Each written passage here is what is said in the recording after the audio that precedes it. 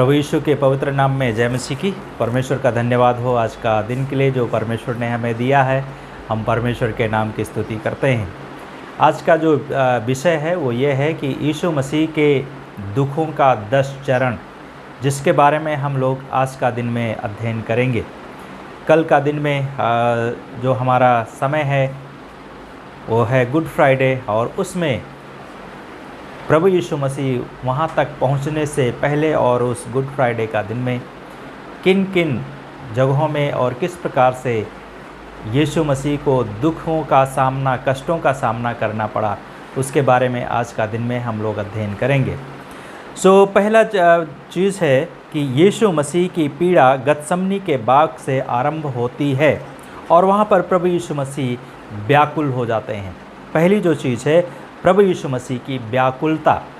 तो प्रभु यीशु मसीह गतसमनी के बाग में जाते हैं और वहाँ पर व्याकुल हो जाते हैं। जब हम लोग पढ़ते हैं मत्ती की किताब उसका 26 अध्याय और उसका 37 पद में, तब यहाँ पे लिखा है कि उसने अपने साथ पतरस और जब्दी के 2 पुत्रों को लिया और व्यथित तथा व्याकुल होने लगा। यीशु मसीह अपने साथ में जब गतसमनी के बगीचे में गए तो वहाँ पर यीशु मसीह अपने साथ में चेलों को ले गए, लेकिन जहाँ पर प्रार्थना करने के लिए जाना था यीशु मसीह को, वहाँ पर 3 लोगों को ले गए और फिर प्रभु यीशु मसीह ने कुछ दूरी पर उनको छोड़ दिया और यीशु मसीह ने कहा मेरे साथ जागते रहो और प्रार्थना करते रहो। लेकिन वे लोग भी क्या हो गए, काफ़ी नींद में थे, इसलिए नींद में होने के कारण सभी शिष्य सो रहे थे और सोने के कारण प्रभु यीशु मसीह फिर भी अपना जो यीशु मसीह का मिशन था उसको पूरा करने के लिए यीशु मसीह आगे बढ़ते हैं और गतसमनी के बाग में पहुंचते हैं और पहुंचने के बाद वे वहां पर व्यतीत होते हैं और प्रार्थना करने के लिए वो चले जाते हैं। और जब प्रार्थना करने के लिए जाते हैं तो यहाँ पर हम लोग देखते हैं कि प्रभु यीशु मसीह काफ़ी व्याकुल है, व्यथित है और उदास है। क्यों उदास है? क्योंकि एक बहुत ही महत्वपूर्ण काम के लिए प्रभु यीशु मसीह अपने कदम को आगे बढ़ा रहा है और प्रभु यीशु मसीह न केवल काम के लिए कदम बढ़ा रहा है और वो काम है मानव के उद्धार के लिए। और इसलिए प्रभु यीशु मसीह जब वहाँ पे जा रहे हैं, दुख को सहने के लिए, निर्दोष होने के कारण, पवित्र होने के कारण, निष्कलंक होने के कारण और निष्पाप होते हुए भी एक पाप के भाग को पूरा करने के लिए प्रभु यीशु मसीह जा रहे हैं और व्यथित हो रहे हैं, दुखित हो रहे हैं। प्रियो, यीशु मसीह मेरे लिए, आपके लिए व्यथित हुआ, दुखित हुआ। क्या हम यीशु के प्रति अपनी व्याकुलता को प्रकट करते हैं आत्मिक रूप से?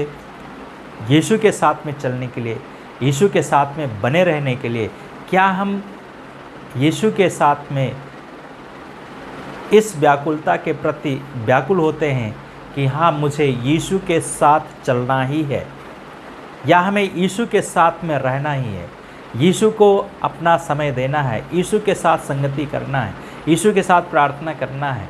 यीशु मसीह प्रार्थना करने के लिए गए वहाँ पर। और तब जो दूसरी चीज़ है, यीशु मसीह के दुख का जो दूसरा चरण है वो ये है कि रात को यीशु मसीह को पकड़ा गया और शिष्यों के द्वारा त्यागा जाना, ये यीशु मसीह का दूसरा दुख का चरण है। मत्ती 26 उसका 67 पद में जब हम लोग पढ़ते हैं तो वहाँ पे लिखा है कि प्रभु यीशु मसीह के बारे में, तब उन्होंने उसके मुंह पर थूका, उसे घूंसों से मारा और कुछ ने थप्पड़ मारकर कहा, हे मसीह, भविष्यवाणी कर कि हमें बता कि किसने तुझे मारा है। यहाँ पर हम लोग देखते हैं कि काइफा के सामने प्रभु यीशु मसीह को ले जाया गया और ले जाने के बाद में यीशु मसीह को वहाँ पर दुख दिया जा रहा है, प्रताड़ित किया जा रहा है, अपमानित किया जा रहा है और यीशु मसीह को के जो शिष्य लोग हैं वो लोग भी छोड़ करके चले जा रहे हैं। लेकिन प्रभु यीशु मसीह फिर भी अपने काम को पूरा करने के लिए, मानव जाति के उद्धार के काम को पूरा करने के लिए प्रभु यीशु मसीह आगे बढ़ रहा है। और यीशु मसीह के मुँहों पर थूका गया, थप्पड़ मारा गया। जब हम लोग 55 पद से यदि हम लोग पढ़ते हैं तो यहाँ पर हम लोग देखते हैं कि प्रभु यीशु मसीह को किस प्रकार से दुख दिया गया। और तब यहाँ पे लिखा है, तब यीशु ने भीड़ से कहा, क्या तुम तलवार और लाठियाँ लिए मुझे पकड़ने आए हो, मानो कि मैं कोई डाकू हूँ। मैं प्रतिदिन मंदिर में बैठकर उपदेश दिया करता था और तुमने मुझे नहीं पकड़ा, परंतु यह सब इसलिए हुआ कि नबियों के लेख पूरे हों। तब चेले छोड़कर उसे चले गए। यीशु मसीह को शिष्य लोगों ने भी छोड़ दिया। जो पतरस कह रहे थे सब लोग तुझे छोड़ दें पर मैं तुझे नहीं छोड़ूंगा, वो भी छोड़ करके चला गया। और प्रभु यीशु मसीह इस दुख की घड़ी में रहते हुए भी प्रभु यीशु मसीह ने अपने आप को संयमित करके परमेश्वर के काम को पूरा करने के लिए उसने अपने आप को तैयार किया। इसलिए प्रभु यीशु मसीह हमें और आप हमारे जीवन में और आपका जीवन में जो यीशु मसीह के दुख का दूसरा चरण है उसके शिष्य लोगों ने भी छोड़ दिया। केवल इतना ही नहीं, यीशु मसीह को प्रताड़ित किया गया। जब हम लोग आगे पढ़ते हैं तो उन सब लोगों ने उस यीशु मसीह को पकड़कर महायाजक काइफा के पास में ले गए और वहाँ पर शास्त्री और प्राचीन लोग इकट्ठे थे। और उन लोगों के साथ में उनके पीछे पीछे पतरस भी कुछ दूरी पर गया और उनके पीछे पीछे चल करके महायाजक के आंगन तक पहुंचा और प्रवेश करके परिणाम देखने के लिए पहरेदारों के साथ में बैठ गया कि यीशु मसीह के साथ में क्या सलूक किया जाता है। और पतरस पहुंचता है, लेकिन पहुंचने के बाद में मुख्य याजक लोग और सारी सभा यीशु के विरुद्ध झूठी गवाही पाने का प्रयत्न कर रहे थे, लेकिन उनके और ताकि यीशु को मार डाला जाए, लेकिन उन्हें कोई भी नहीं मिल रहा था, कुछ भी नहीं पा रहे थे। अंत में दो लोगों ने आकर के यीशु मसीह के बारे में कहते हैं कि इस मनुष्य ने कहा है मैं परमेश्वर के मंदिर को ध्वस्त करके उसे 3 दिन में पुनः बना सकता हूँ। ये उनको एक क्या मिला? यीशु मसीह के ऊपर क्लेम लगाने के लिए मिला। आज भी प्रियो, हम इस संसार में रह रहे हैं और इस संसार में चल रहे हैं, यीशु के बारे में लोगों को बताते हैं, लोग यीशु के बारे में बता रहे हैं। और लोग जब यीशु के बारे में बता रहे हैं तो आज भी जब लोगों के पास में कोई मुद्दा नहीं मिलता है कि हाँ, इन पासवानों को, इन पास्टरों को, इन मसीही प्रचारकों को के जीवन में जब उनको कोई दोष नहीं मिलता है, कोई नालिश करने का स्थान नहीं मिलता है, तो उनको केवल एक चीज़ मिलता है, ये लोग लालच देते हैं, धर्म परिवर्तन कराते हैं। यीशु मसीह के जीवन में भी नहीं मिला, इसलिए आपका जीवन में भी ये दोष नहीं मिलता है। इसलिए हमें भयभीत होने की ज़रूरत नहीं है, डरने की ज़रूरत नहीं है, लेकिन यीशु मसीह हमारे साथ है, आपके साथ में है। हमें यीशु के साथ में चलते हुए प्रभु का महिमा को करना है। और तब केवल उतना ही नहीं रहा, लेकिन 62 पद में लिखा है, तब महायाजक ने खड़े होकर उससे कहा, क्या तू उत्तर नहीं देता? ये लोग तेरे विरुद्ध में क्या साक्ष्य देते हैं? लेकिन यीशु मसीह चुप रहा। और इस पर महायाजक ने उससे कहा, मैं जीवते परमेश्वर की शपथ देता हूँ, यदि तू परमेश्वर का पुत्र मसीह है तो हमसे कह दे। ये महायाजक ने क्या किया? यीशु मसीह को शपथ दिया। आज भी जब हम लोग यहाँ पर देख रहे हैं तो यीशु मसीह ने इस बात को कहा कि 64 पद में कहा, यीशु ने उससे कहा, तूने स्वयं ही कहा, फिर भी मैं तुझसे कहता हूँ कि अब से तू मनुष्य के पुत्र को सर्वशक्तिमान के दाहिनी ओर बैठा हुआ और स्वर्ग के बादलों पर आता हुआ देखोगे। ये यीशु मसीह ने महायाजक काइफा को उत्तर दिया। और प्रभु यीशु मसीह ने इस उत्तर को देने के बाद में प्रभु यीशु मसीह की जब इस बात को लोगों ने सुना तो महायाजक ने अपने वस्त्र फाड़े और परमेश्वर और ये दोष लगाने लगे कि इसने परमेश्वर की निंदा की है, अब हमें और गवाहों की कोई ज़रूरत नहीं है। और तब इसके बाद में हम देखते हैं, यहाँ पे पढ़ते हैं कि ये लोग निंदा को सुन चुके और एक ब्लेम उस यीशु के ऊपर लगाया उन्होंने कि यह जीवित परमेश्वर की निंदा करता है। और अब तुम्हारा क्या विचार है? लोगों से विचार विमर्श किया जा रहा है यहाँ पे। और तब लोगों ने उत्तर दिया, वह मृत्यु दंड के योग्य है। और तब उन्होंने उसके मुंह पर थूका और घूंसों से मारा, और कुछ ने थप्पड़ मारकर कहा, हे मसीह भविष्यवाणी कर और हमें बता कि किसने तुझे मारा। आज भी यीशु मसीह की ये बातें हमारे लिए और आपके लिए बहुत ही हृदय विदारक हैं और हमारे हृदय को छूने वाली हैं और हमारे हृदय को गर्वित करने वाली हैं, ताकि हम परमेश्वर की महिमा कर सकें। और इसके बाद में यीशु मसीह के दुख का जो तीसरा चरण है, वो यीशु मसीह को पिलातुस के हाथों में सौंप दिया जाता है। प्रातःकाल यीशु को जख्मी और थका होने के बावजूद यरूशलेम से हो करके पूछताछ के लिए पिलातुस के पास में लाया गया, और उसके बाद में बरब्बा को छोड़ दिया जाता है। जब हम मत्ती की किताब उसका 27 अध्याय उसका 1 और 2 पद पढ़ते हैं तो लिखा है, जब सुबह हुई तो सब मुख्य याजकों और लोगों के प्राचीनों ने यीशु के विरुद्ध सम्मति की कि उसे मार डालें। फिर उन्होंने उसे बांधा और ले जाकर राज्यपाल पिलातुस के हाथों में सौंप दिया। पिलातुस के हाथों में सौंप, पहले जो कुछ किया, मारा पीटा, घूसे मारे, थप्पड़ मारे, थूका, सब कुछ किया, उसके बावजूद भी उतने से भी मन नहीं भरा। शैतान ये चाहता था कि यीशु क्रूस पर ना जाए, यीशु मृत्यु को ना सहे, यीशु परमेश्वर का इनकार करे। आज भी मसीहियों के साथ में यही किया जा रहा है कि लोग यीशु का इनकार करें, परमेश्वर का इनकार करें, लेकिन जो परमेश्वर से प्रेम करने वाला है वो परमेश्वर का इनकार नहीं करता है। भले ही उसको जान देनी पड़े, कोई बात नहीं, लेकिन वो यीशु मसीह के साथ में मरने के लिए और जीने के लिए तैयार है। क्यों? क्योंकि यीशु मसीह मरा और फिर गाड़ा गया और फिर वो तीसरे दिन मृतकों में से जी उठा। हमारा और आपका यही विश्वास है, इसलिए मृत्यु से भयभीत नहीं होते और मृत्यु का सामना करने के लिए हम आगे बढ़ते हैं। क्यों? क्योंकि यीशु मसीह ने कहा, जो कोई मुझ पर विश्वास करता है, यदि वो मर भी जाए तो भी जिएगा। तो एक जो व्यक्ति है जो यीशु के ऊपर विश्वास करता है, वो कभी मरने वाला नहीं है।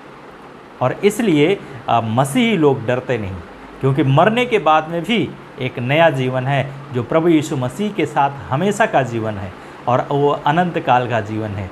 तो प्रभु यीशु मसीह ने कहा, जो कोई मुझ पर विश्वास करता है, यदि वो मर भी जाए तो भी जिएगा। तो मसीही लोग मरने वाला नहीं, वो हमेशा के लिए जीवित है। जिसने यीशु को चख लिया, जिसने यीशु को जान लिया, वो कभी मर नहीं सकता है। तो इसलिए यीशु के पास पिलातुस के पास में यीशु मसीह को लाया गया। और लाने के बाद में जब हम लोग देखते हैं 21 से लेकर के उसके 24 पद में, तो वहाँ पर राज्यपाल कुछ चीज़ों के बारे में बातचीत करते हैं। तो यहाँ पे कहते हैं 21 पद में लिखा है, तब राज्यपाल ने उत्तर दिया, इन दोनों में से किसको चाहते हो कि मैं तुम्हारे लिए छोड़ दूँ? उन्होंने कहा, बरब्बा को। तो पिलातुस ने उनसे कहा, फिर मैं यीशु का जो मसीह कहलाता है क्या करूं? और उन सब ने कहा, वह क्रूस पर चढ़ाया जाए। और तब उसके बाद में इस 24 में लिखा है कि जब पिलातुस ने देखा कि मुझसे कुछ नहीं बन पड़ता वरन दंगा होने पर है, तो उसने पानी लिया और भीड़ के सामने अपने हाथ धोकर कहा, मैं इस मनुष्य के लहू से निर्दोष हूँ, तुम ही जानो। और उन्होंने कहा, इसका लहू हमारे ऊपर और हमारी संतान के ऊपर हो। उसके लहू का दोष नहीं मालूम क्या मांगते, नहीं समझता क्या मांगते। और आज भी लोगों को नहीं समझ है कि हम क्या कर रहे हैं। मसीहियों को मार रहे हैं लोग, प्रताड़ित कर रहे हैं, चर्च में घुस करके लोगों को मारा जा रहा है, लेकिन फिर भी परमेश्वर का लोग शांत है। क्यों? क्योंकि हमारा युद्ध मांस और लहू से नहीं, परंतु उन अंधकार की शक्तियों से है, अंधकार के हाकिम से है जो हम लड़ते हैं। हमारा युद्ध जो है आत्मिक रूप से अंधकार की शक्तियों से है, किसी मनुष्य से नहीं। इसलिए मसीह लोग शांत रहते हैं और मसीह लोग परमेश्वर के हाथों में लोगों को सौंपते हैं। जो गलती करते हैं उनके लिए भी माफ़ी को मांगते हैं, क्योंकि प्रभु यीशु मसीह ने गुड फ्राइडे का दिन में प्रभु यीशु मसीह ने पहली बात यही कहा, हे पिता इन्हें माफ़ कर, क्योंकि ये नहीं जानते कि क्या कर रहे हैं।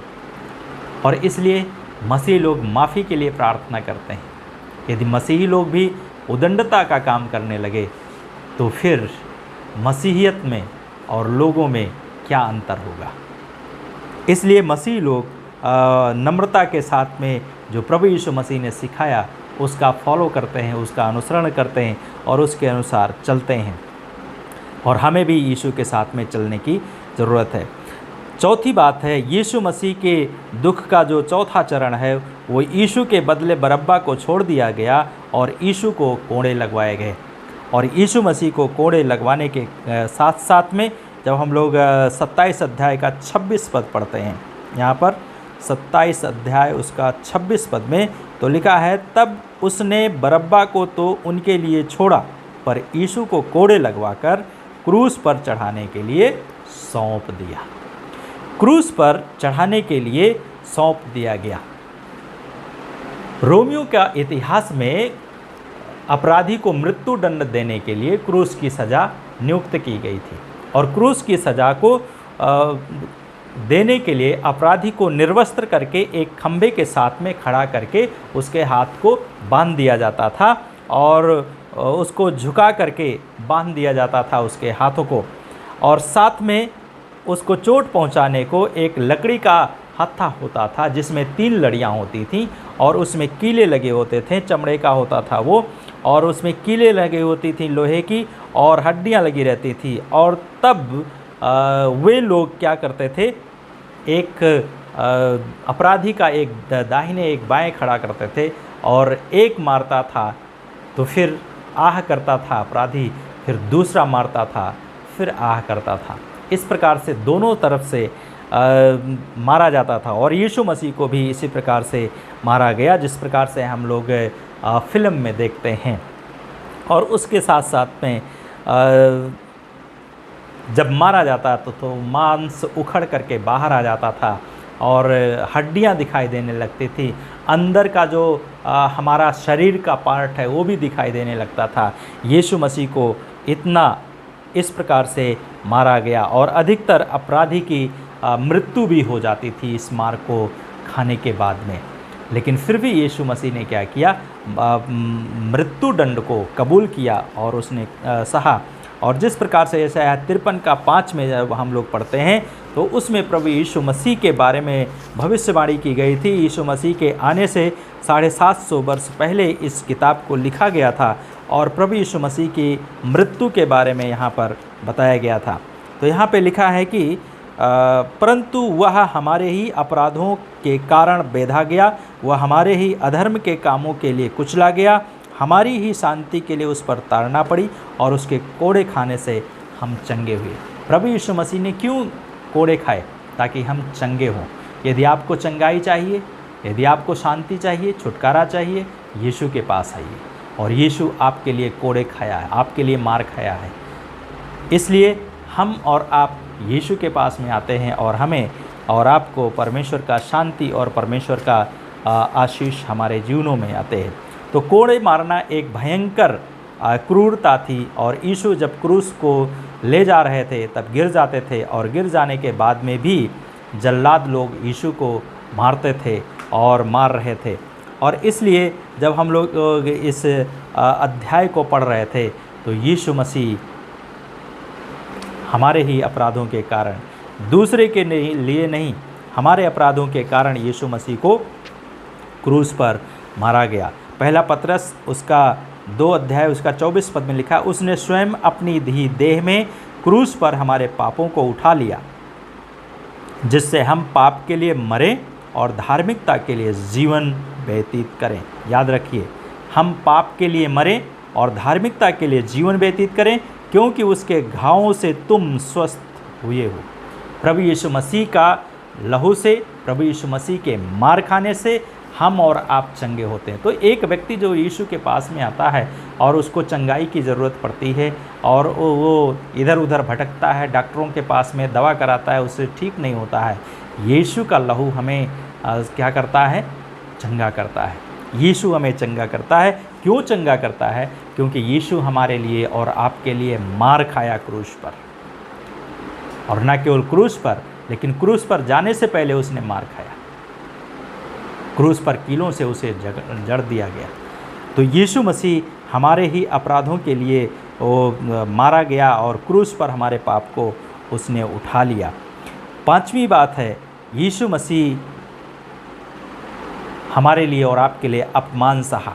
जब हम लोग मत्ती की किताब उसका 27 अध्याय पढ़ रहे थे, उसका 27, 28 और 29 पद में, तो वहाँ पर प्रभु यीशु मसीह इस प्रकार से हम लोग देखते हैं कि दुख को उठा रहा है। तब यहाँ पे लिखा है, तब राज्यपाल के सैनिक यीशु को प्रेटोरियम ले गए और वहाँ उसके चारों ओर समस्त रोमी सैन्य दल को एकत्रित कर लिया। फिर उसके वस्त्र उतारकर उन्होंने उसे गाढ़े रंग का चोंगा पहनाया। क्या किया उन्होंने? यीशु मसीह जो वस्त्र पहना था उसको उतार दिया, फिर उसको गाढ़े रंग का एक चोंगा पहनाया, वस्त्र पहनाया, और उसके बाद में प्रभु यीशु मसीह को वहाँ पर कांटों का मुकुट गूंथकर उसके सिर पर रखा और उसके दाहिने हाथ में सरकंडा दिया। फिर उसके आगे घुटने टेक कर वे उसका उपहास करके कहने लगे, हे यहूदियों के राजा, तेरी जय हो। और उन्होंने उस पर थूका और सरकंडा लेकर उसके सिर पर मारने लगे। उपहास करने के बाद उन्होंने उसको वस्त्र को उतारा और फिर उसी के वस्त्र को पहना दिया और क्रूस पर चढ़ाने के लिए ले गए। प्रियों, यीशु मसीह ने इस प्रकार की दुख को सहा, अपमान को सहा। हम कितना अपमान यीशु के लिए सह रहे हैं। यीशु के साथ चलना आसान नहीं, यीशु के साथ बने रहना आसान नहीं। इसलिए हम यीशु के साथ में चलें और यीशु के साथ यीशु की महिमा करें, क्योंकि वही हमारा परमेश्वर है। वही है जो हमारे लिए और आपके लिए मारा गया और गाड़ा गया और तीसरे दिन मृतकों में से जी उठा। उसने हमारे लिए दुख उठाया, अपमान को सहा। और सिर पर क्यों मारा? ताकि जो कांटों का मुकुट सिर पर रखा गया था वो और अंदर घुस जाए, क्योंकि वो लोग हाथ से उसको नहीं मार सकते थे। अगर हाथ से मारते तो उनका हाथ में घुस जाता, और हाथ में घुस जाता तो उनका हाथ जो है जिस प्रकार से बिच्छू मारता है और उसका असर रहता है, उसी प्रकार से उनका हाथ में हो जाता है। इसलिए उन्होंने सरकंडे से मारा, डंडे से मारा। और यीशु मसीह के हाथ में डंडा दिया, सरकंडा दिया। क्यों दिया? क्योंकि यीशु मसीह आने वाला समय में राजदंड लेकर के राज करने वाला परमेश्वर है। उसका हाथ में अधिकार है, और इसलिए अधिकार भी दिया, लेकिन अपमान के साथ में। पर जो कुछ उनको समझ में आया उन्होंने किया, लेकिन फिर भी यीशु मसीह ने अपमान को सहा। छठा जो चरण है वो यह है, क्रूस पर चढ़ाने के लिए उसको ले जाया गया। जब 31 पद पढ़ते हैं हम लोग, अभी पढ़ा, उपहास करने के बाद में यीशु मसीह को क्रूस पर चढ़ाने के लिए ले जाया गया। तो क्रूस पर चढ़ाने के लिए ले जाया गया तो यीशु मसीह जिस क्रूस को ले जा रहे थे वो बहुत काफ़ी भारी था, और यीशु मसीह के कंधों पर बांधकर गुलगुता पहाड़ की ओर धीमी यात्रा को आरंभ किया गया। और लकड़ी के क्रूस का भारीपन होने के कारण और शरीर का थकावट होने के कारण यीशु मसीह क्या हो जाते थे, गिर पड़ते थे बार बार, और वो गिरा देते थे क्रूस को। और तब उन्होंने उठाने का प्रयास किया, लेकिन फिर भी वो नहीं उठा सकता था। तब लोगों ने एक व्यक्ति को पकड़ा जिसका नाम समौन था, और उसने यीशु मसीह के क्रूस को लेकर के गुलगुता पहाड़ तक लेकर के जाता है, और फिर यीशु मसीह अपने क्रूस को बीच में फिर वापस ले लेते हैं। और क्यों? क्योंकि यीशु को हमारे पाप का दंड भुगतना था, इसलिए यीशु मसीह क्रूस को लेकर के चल रहे थे। तो यीशु मसीह को क्रूस पर चढ़ाया गया, जो छठवां उसका चरण है, और उस क्रूस पर चढ़ाया गया। सातवां जो चरण है, गुलगुता पहाड़ पर भूमि में क्रूस को गाड़ दिया गया और उस पर यीशु मसीह को लटका दिया गया, और एक वर्गाकार कील लेकर के जो भारी होता था उसको यीशु मसीह के हाथों में छेद करके उसको लकड़ी में ठोक दिया गया। और ठोकने के बाद में जो क्रूस था उस पर नीचे एक लकड़ी लगाया गया ताकि उसका पैर में को सहारा मिल सके, और पैर में भी एक कील को वहाँ पर ठोंक दिया गया।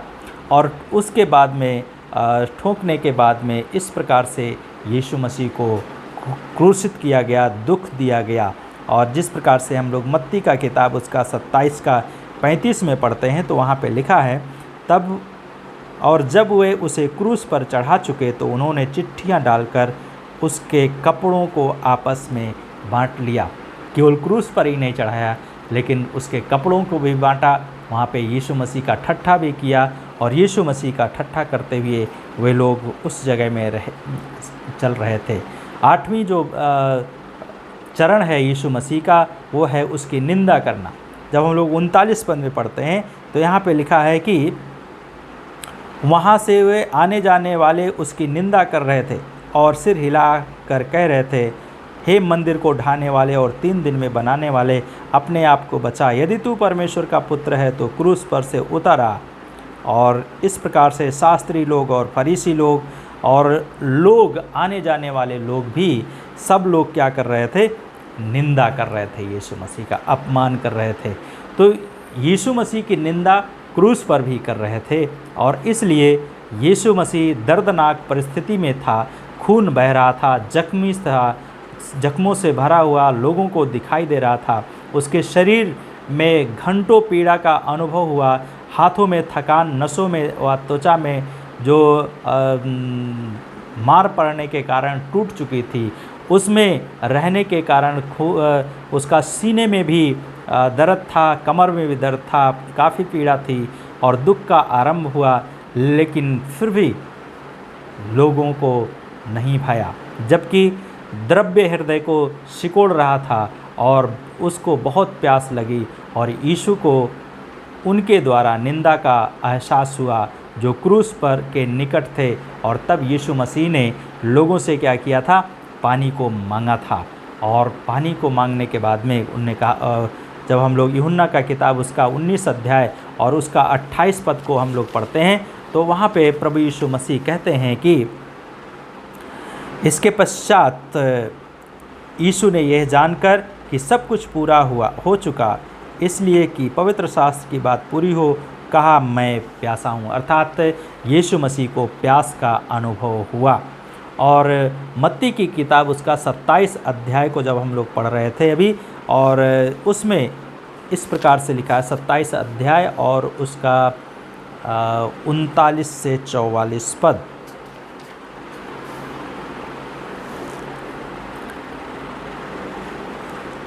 तो 39 से 44 पद में जब हम लोग पढ़ते हैं, तो यहाँ पर लोग निंदा कर रहे थे और यीशु का अपमान कर रहे थे, और अपमानित करते हुए उस पर यीशु मसीह को निंदित कर रहे थे, और उसकी निंदा असहनीय थी। लेकिन फिर भी यीशु मसीह ने क्या किया? सब कुछ मेरे लिए, आपके लिए और समस्त संसार के लोगों के लिए क्रूस पर इस निंदा को सहा। क्यों? क्योंकि परमेश्वर हमसे, आपसे प्रेम करता है।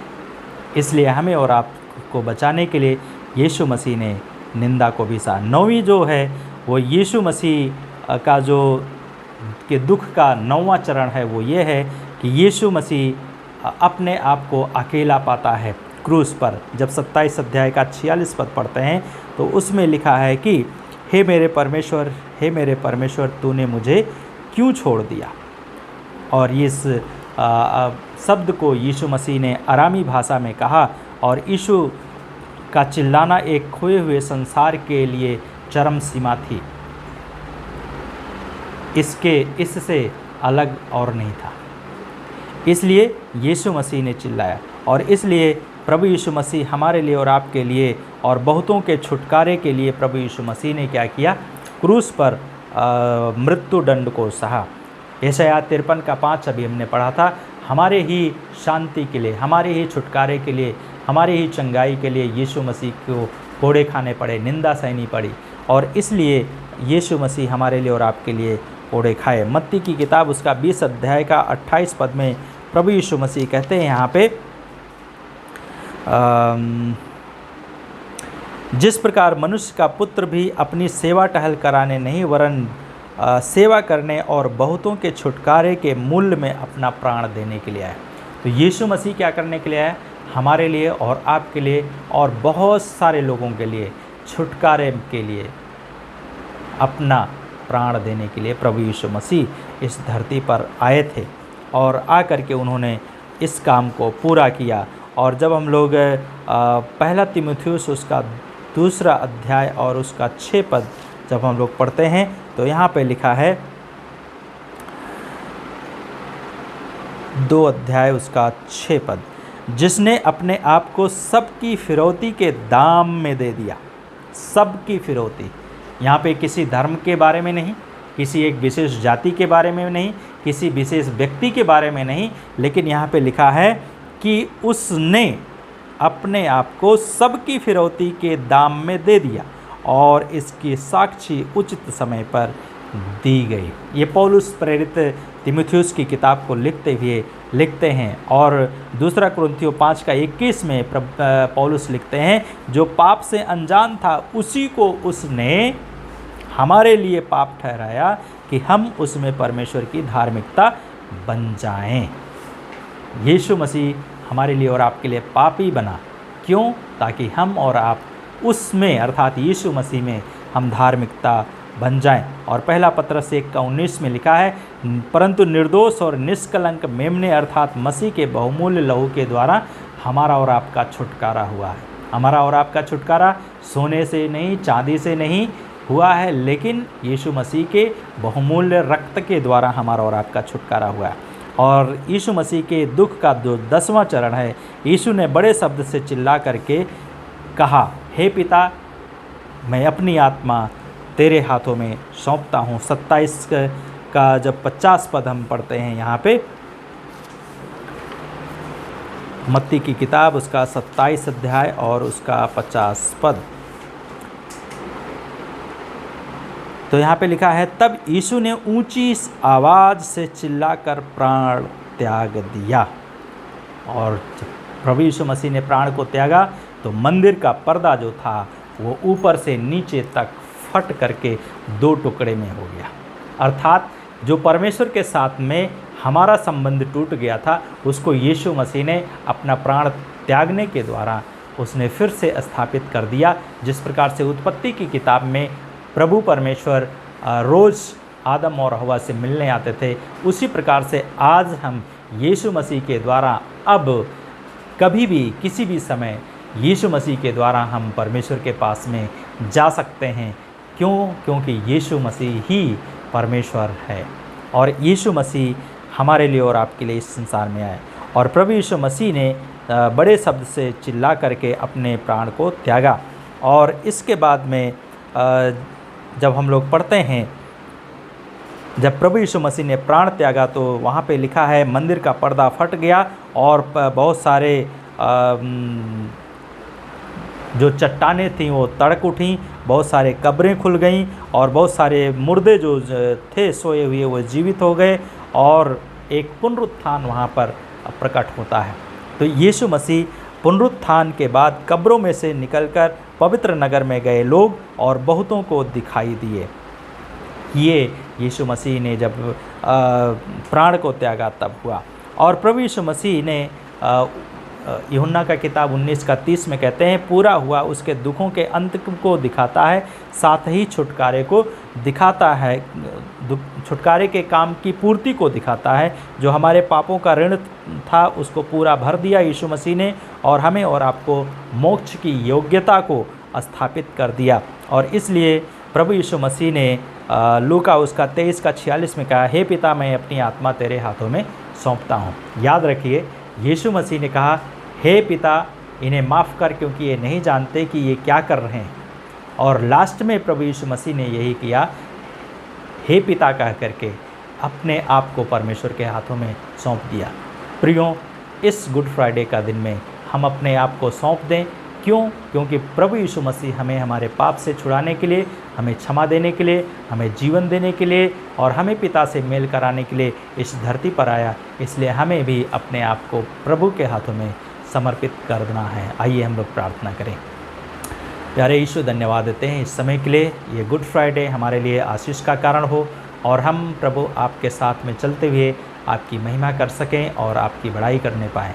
धन्यवाद के साथ हम प्रार्थना करते हैं, जो लोग प्रभु जी आपसे दूर हैं उनके हृदयों को आप छू लें और प्रभु ये वचन उनके जीवनों में काम करे, ताकि लोग आपके द्वारा आशीषित होकर आपके साथ में चलकर आपके द्वारा जीवन और शांति को प्राप्त करें। धन्यवाद के साथ प्रार्थना को यीशु मसीह के नाम से मानते सुने और कबूल कीजिए। आमीन आमीन।